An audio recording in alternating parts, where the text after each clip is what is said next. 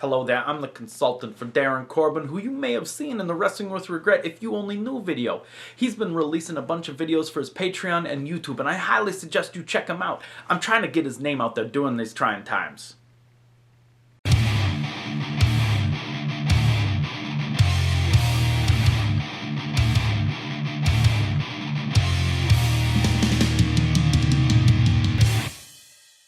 Hello and welcome to Wednesday Warfare, where I review NXT and AEW Dynamite back-to-back and try and figure out which show won for the week. Let's begin right away with NXT, coming to you from an empty Full Sail Arena.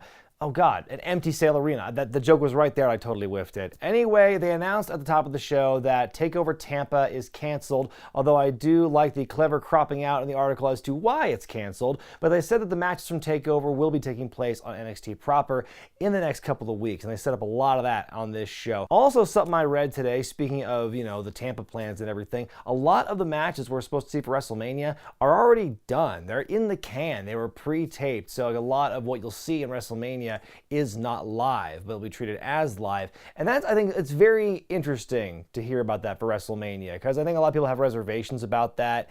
But I think that if what we've seen from, Matt Hardy and Jeremy Borash and the work they've done in the last several years of what you can do with a pre-taped format, if they learn anything from that, the fact that JB is still part of the company, I think that leadership right there is going to go a long way in making those pre-taped matches a lot more exciting. I think we'll see some of that with TakeOver as well, and we'll get to that. But anyway, that's how the show began. First match sees Austin Theory versus Tyler Breeze. This match came about from 2 weeks ago when an interview kind of led to a confrontation between the two of them. Old man, flash in the pan, that sort of stuff back and forth. Theory is carrying a cell phone in the back of his tights as he makes his entrance, throwing some shade at Breeze there. Theory with a lot of jaw-jacking, really filling up the silence of the empty arena on this night, basically saying, I'm a young man, you're past your prime, you're in the past, old man, da-da-da. It's a good match. In the end, though, Theory actually gets his cell phone and is going to record a video of him giving his finisher to Breeze, but Tyler's able to counter out of it, hits the beauty shot to win. Good opening match, a nice win for Breeze, and Theory looks great here even in defeat. I think that this was a good old-fashioned, newcomer versus old vet storyline. Even though it's so weird to call Breeze a vet, even though he obviously is, but to call him like an old man is so silly because he looks like he's got the fountain of youth on his side. Killian Dane taking on newcomer Tahuti Miles in singles action. Dane's opening, the beginning of his theme has like crowd noise in it with all the sirens and everything, so for a split second I was confused. Wait, where all the people come from? Anyway, it's a squash match. Tahuti gets a couple of licks in, but it's over pretty quickly, pretty academic. Dane wins the Vader Bomb, and that's that. Cameron Grimes takes on Tony Nese up next, and one thing you might have noticed from this week's NXT, it is the polar opposite of last week's show, where it was entirely hype package and retelling of stories, documentary style kind of based episode. This had like none of that. Barely any hype packages or pre-taped or recaps or anything. It's all just like match. So I think we got like 7 matches on this show, which I'm pretty sure is a record for NXT in a single episode. This is a good match as well. Lots of big strikes and good athleticism from both men. It ends when Grimes hits the cave-in on Tony to win. Nice to see Grimes is still being pretty relatively well protected right now. Like I said, he's on the bubble on the periphery of like North American title contention. But even despite losing a couple of big matches here and there, he is still being treated pretty well. He's still winning the bulk of his matches, so you love to see it. Xia Li versus Aaliyah is scheduled for next. It's one of the ladder match qualifiers for Not TakeOver. It's also a rematch from 4 months ago when Aaliyah was written off with a broken nose injury at the hands of Xia from a big nasty kick to the face. This match is not to be, however, because we cut to the back and Xia is injured. She was taken out, holding her leg in pain, so someone jumped her, and so Aaliyah seems pretty confident in herself after that. But then the ring announcer says there's a replacement for her, and it's the returning Io Shirai. This match, pretty short and sweet, ends when Io hits her moonsault on Aaliyah to win and advance to that ladder match, which should be very interesting to see what she can do in the ladder match environment. We see some creepy shots of Dexter Loomis, who seems to be making his way back. Feels like it's been forever since we've seen him. I think the Breakout tournament was the last time we actually saw him in any kind of capacity, and that was months ago. We then see the North American champion Keith Lee in the ring. He explains his actions a couple weeks ago because he had that match with Cameron Grimes. Damian Priest beats him up from behind afterward. Dominik Dijakovic comes to save him, and Keith Lee mistakenly thinks it was Dominik who attacked him, so he hits him with the big spirit bomb. So Lee basically says he owes Dominik an apology, but then Dijakovic comes out and says, I don't care about your apology. All I want is the North American Championship. Out comes Damian Priest, who says he wants, the championship, which will bring him more money, more women, more fame, more legacy. And Lee with a great comeback saying, you say you want to live forever, but if you're messing with me, that means it's not going to happen. And so then Lee, or Priest, I should say, produces his nightstick, and they all have a big fight. It ends with Dominic doing a dive onto the other two men on the outside, standing tall. I thought it was an okay segment. I think it did what it had to accomplish. Everyone got to tell their side of the story. Reminds you Damian Priest is still there. Sets up for the North American title match the three of them are going to have now next week on NXT. But the one thing I had a problem with this one was, am I the only one who doesn't like Damian Priest's promo style? I get that he's trying to sound like calm and cool and collected, like he's really suave, but it just comes off to me like he's reading from a script, and he has no emotion or any kind of like ebbs and flows with how he talks. And again, I get supposed to be he's kind of calm and collected about it. That's not the vibe I'm getting from his promos. In a way, it reminds me of like Low Key's like super cool deep voice he does, but it's like at least that timbre, at least the depth of the voice fits Damian Priest, unlike Low Key, but that's all I can really think of when I hear him talk. Adam Cole celebrates his record-breaking NXT Championship reign with a selfie promo. He's sitting there by himself, and he says that the Velveteen Dream has done nothing to earn a shot at the NXT title, but he will set up a match between Dream and Bobby Fish for some time in the future. And that was pretty much it. For all the hype they gave to Adam Cole's promo coming up later in the night, like to have this, I thought was pretty underwhelming. Like, you're telling me you couldn't get some kind of pre-recorded thing where you got like a cake or something with the Undisputed Era buddies there celebrating his championship win. You couldn't be there live. I thought that was a little disappointing, honestly. I think if you're gonna have like the momentous, hey, obviously the circumstances make it so that everything's kind of fucked up, but if you're gonna have like record-breaking championship, longest reigning whatever, and you have Adam Cole, who's so bombastic and so just full of himself, you'd think there'd be a bit more gravitas to it than like a selfie promo in front of like, he says he's on vacation, unless he's in the backyard of his house. Oney Lorcan and Danny Burch take on Shane Thorne and Brandon Vink, who between this match and the one they had on Monday against the Street Profits, not a bad week, a lot of airtime for these two lately. Short and sweet match. Vink gets to show off a lot of his strength in this one, but it ends with Lorcan and Burch putting each guy in a submission,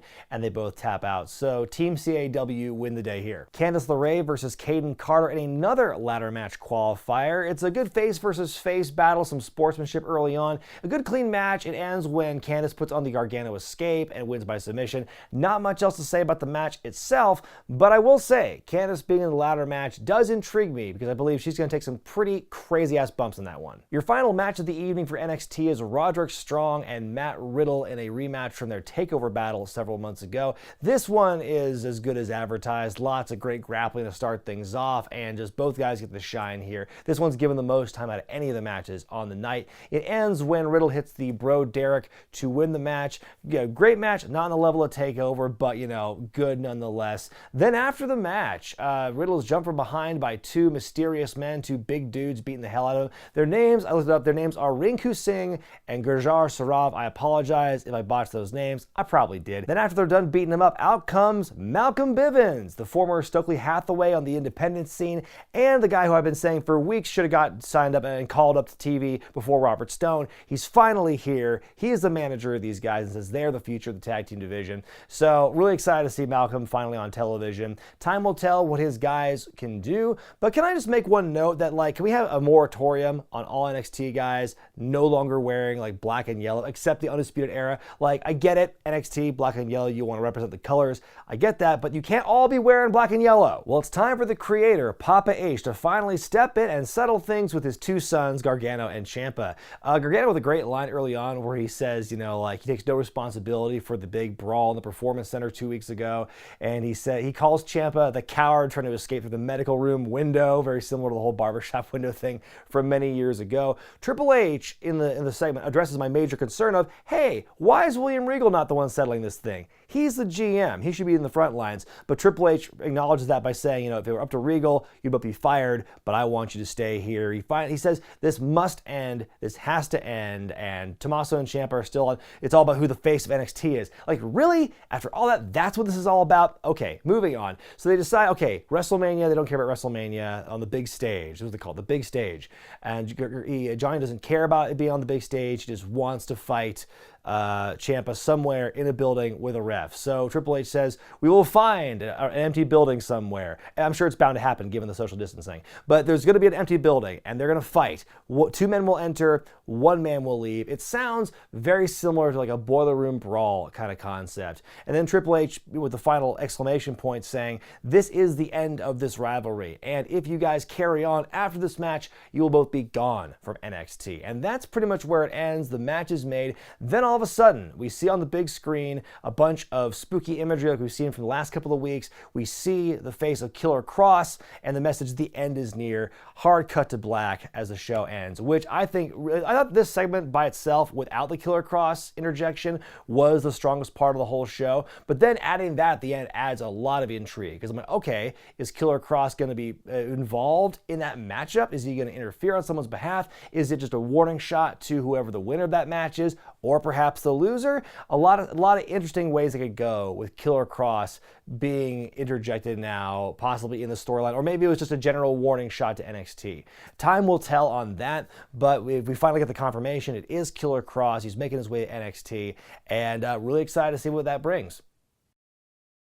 Well, over on AEW Dynamite, poor Tony Schiavone is poor no more. He's been given the keys to the car this week. He is the lead play-by-play man on this episode, alongside Cody and Kenny Omega, at least in the first match of the show. Cody takes on Jimmy Havoc to start things off. Havoc looking very well for himself over on Dark. He's undefeated so far in 2020. The match begins relatively clean, but then when Havoc starts getting dirty, he's got like Cody in a figure four, like grabbing Cody's ear and stuff. That's when things start to get a little more aggressive in this matchup. I loved Havoc's counter from the disaster kick into an armbar, catching him in midair. That was pretty awesome. It ends when Cody, who's very upset by this point, he hits two crossroads after a reverse superplex to finally win the match. I thought it was a really good opener. Glad to see Jimmy Havoc getting some airtime on Dynamite proper for the first time in what feels like forever. Then Jake Roberts shows up on the big screen. It looks like he's cutting a promo in front of a campfire, but you can tell it's green screened. He basically says, Lance Archer looking for a fight, looking for somebody to wrestle in AEW. I think he name drops Ring of Honor in this promo because he says in the promo, he tells Cody,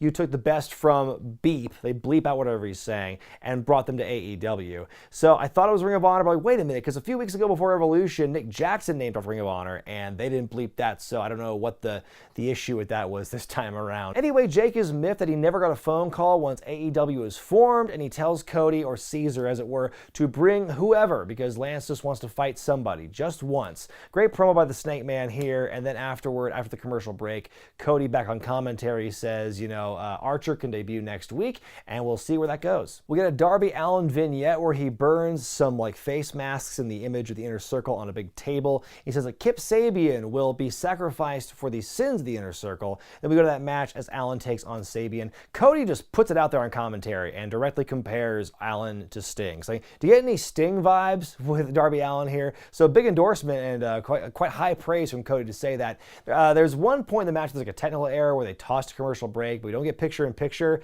and I guess they come back up with a Fight TV feed, and they keep talking, and it just cuts in the mid-sentence in the commercial. That was pretty funny, but it's a great back and forth in this match.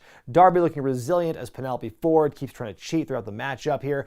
Darby ends up winning out of nowhere, kind of catching him in a Gibson leg lock, or as they call it, the Last Supper, to win, and so, yeah, Darby looking good here, and the whole match itself was good. Like, Sabian looked good, and him and Penelope getting over, doing their thing, kind of planting the seeds for more stuff with Colt Cabana as we saw last week. And yeah, Allin looking phenomenal as usual. We get a high package for Jake Hager that goes about as long, if not longer, than the match he's actually in right afterward against Chico Adams. Makes him pass out with his head and arm submission. After the match though, Jon Moxley shows up and they has fight. Moxley hits the paradigm shift right away, but Hager is able to not only recover from it quickly, but also catch Moxley in an ankle lock, which he's able to escape out of. So it's kind of a stalemate here, but Hager looks very tough for being able to recover from the paradigm shift as quickly as he did. I wouldn't call it a no-sell so much, but it definitely was right in that border of no-sell for me. But then afterward, Moxley cuts a promo saying he's medically clear to compete, and so Hager will leave on a stretcher or Moxley will die trying. Don't know when that match is happening, but I think just the intrigue of Hager getting up so fast from the paradigm shift adds another wrinkle to their feud. I'm really excited to see when that match eventually happens. Then we get a big old Brody Lee segment here. It begins with a recap of what happened last week. week, and then we see a video of him eating with Alex Reynolds and John Silver, having like steak dinner and everything, and he's refusing to let the other guys eat before he does, and then one of them like sneezes, and then Brody Lee ejects him.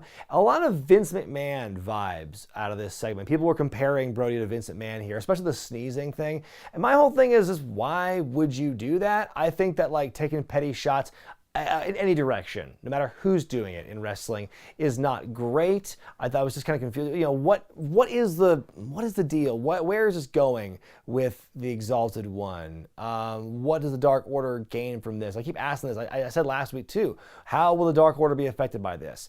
And I think this felt like a step back, seeing the Brody Lee in a suit acting like Vince McMahon. That was kind of weird. We then go to the match where he takes on QT Marshall, and Lee's very strong here. QT with a couple of hope spots, but Brody ends up winning with the Sister Abby set up into the discus lariat to win. Then in ring, I think Brody still looks great, but yeah, there's a lot of questions here. A lot of just unanswered questions about what's going on with the Exalted One. I'm trying to stay optimistic, I'm trying to stay kind of like open-minded about everything, but to me this felt like a bit of a step back. We get a health update on Nick Jackson, courtesy of Vanguard One, who they bill as the West Coast correspondent for AEW. So I guess Vanguard One's going to be kind of like R2-D2 on this show now, where he's just going to be a catch-all character maybe. But anyway, he flies in there, and we see a shot of Nick, training in his garage at his house in Rancho Cucamonga, and you can see the scanner reading. He's at 61% recovery, very specific number there. Then Nick chases off Vanguard. And then we go to our main event of the evening for the AAA Mega Championship with Kenny Omega defending against Sammy Guevara. He won the belt back in October in AAA and has only defended it's his third defense since October. Not a really huge priority, it seems, with Kenny as the AAA Mega Champion here. Sammy's got some friends at ringside. No MJF or the Rogues Gallery at ringside this week. Although there was something I forgot to say in the opening matchup. You see a core group of people in the picture-in-picture in the backstage, like betting on the action. Like Sean Spears is there, and Austin and Billy Gunn, and Jericho is there in the opener as well, and Kip Sabian shows up later. I want that to turn into like this really weird storyline, kind of the end of Monty Python and Holy Grail, where like there's the cops bust in all this illegal gambling, and somehow that turns into something. But anyway, the match itself here, Guevara and Omega. I was getting sidetracked there. Sammy has like a poster board with caricatures of like Chris Jericho and Chris Pine and Brandy Rhodes sitting there in the front row. At one point, he actually makes out with the Brandy poster board, which cuts to a tremendous reaction shot by Brandy at ringside, which is great. But no, this match was awesome. I think Sammy looked like $1 million in this thing, looking like going toe-to-toe with Kenny Omega. And finally, and like defiant to the last, is Guevara here, because he flips off Kenny as he delivers the final V-trigger going into the One-Winged Angel to win and retain. Fantastic main event match there. And yeah, like I said, great for Sammy's resume too. Now it's time that we go to the final segment of the evening. And as it began, I looked at the timer and it said that it was like more than 10 minutes to go. So I'm like, how are they going to fill this segment for more than 10 minutes? We're about to find out as Chris Jericho confronts Matt Hardy.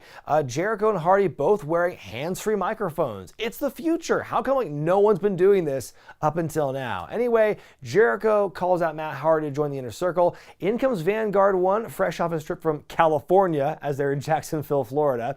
And then Jericho proceeds to cut a promo on Vanguard One, which made me smile from ear to ear. He offers Vanguard One a spot in the Inner Circle, says you could hook up with Instagram drone models, you could have robotic cigars, and then Vanguard One flies away. It's like, hey, you're a piece of shit, Vanguard One, you son of a bitch. Like, that was amazing. Then Matt Hardy finally shows up, and then he teleports. These like jump cuts to have him teleport down the seating. I'm like, that's too much. That almost had me like I almost tapped on that one. That was a little too hokey for me, and like I love my hokey shit in wrestling, but I'll explain why this felt kind of flat for me after I'm done with everything. Anyway, yeah, there's 10 minutes to go after Hardy hits the ring. So I'm like, oh my god, are they just gonna talk for 10 minutes? Yes, they just talk for 10 minutes, and God bless them, because I think they're ad-libbing a lot. They're doing some of this, a stretch for time, but they are talking in circles. They're trying, though. Matt Hardy calls him a hole of an ass.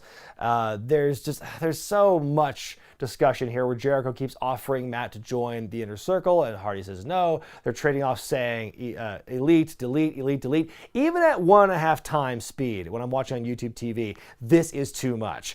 Finally, Jericho slaps Matt Hardy. Hardy hits him back and he goes down. And Jericho summons Sammy Guevara to jump Hardy from behind. And then out come Kenny Omega and Cody to make the save. They beat up Jericho and Guevara with chairs. And then Matt Hardy scares them off with some well-timed pyro, some flames and everything.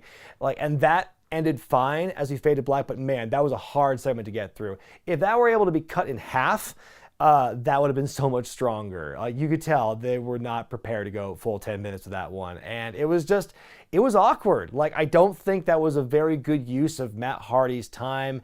And Jericho seemed I think that Jericho almost kind of took the piss out of a lot of Matt Hardy's character. I think that when characters, when you laugh off that kind of stuff, when you laugh off a defining characteristic of a character that other people are supposed to be intimidated by, I think that does a really bad number kind of undercutting that kind of gimmick. I'm not saying Matt Hardy's ruined after this, but I will say that the way Jericho kind of laughed it off initially, and then as things went on, it was just I think it was almost too wink and nod with this one. And yeah, I think, honestly, the best parts of this segment were Jericho cutting a promo on a drone, and then Matt Hardy scaring off Jericho and Guevara with the flames. That was it. If it was just that, I think it would have been better, honestly, than what we had, the circular talking. That was a rare misstep, I think, for AEW when they try and do these segments. And I think maybe with a live crowd would have been a lot better. And again, I liked the fact they had hands-free mics. That was kind of cool.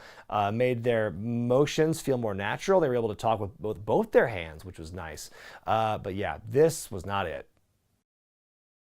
Time now for me to decide which show won for the week, NXT or AEW Dynamite. This week I'm going to go with NXT. I felt that AEW took a bit of a step back this week. I think that the matches for the most part were great, but I was left kind of scratching my head over what they're doing with Brody Lee as the Exalted One, and also just the absurdity of that last segment. And don't get me wrong, I love me some absurdity, and I love me some Chris Jericho and Broken Matt Hardy, but I just don't think the segment really clicked well. And I think, yeah, it just went on too long, and the lack of a crowd, I think, kind of hurt it, and it was just a bit too weird for my taste. Meanwhile, NXT, like I said, the polar opposite of last week, almost to its detriment, though. Like I said, match.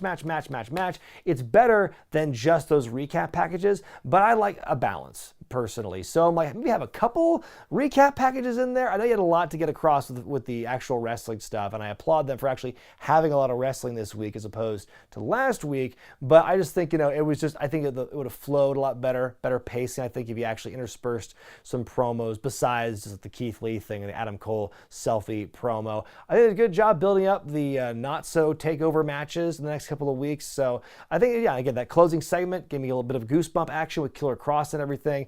Yeah, I think NXT overall, stronger show this week. But let me know what you thought about the shows this week in the comments section below, and vote which show you thought was better by going to the iCard in the corner of your screen. I'm Brian Zane, and I'll see you next time.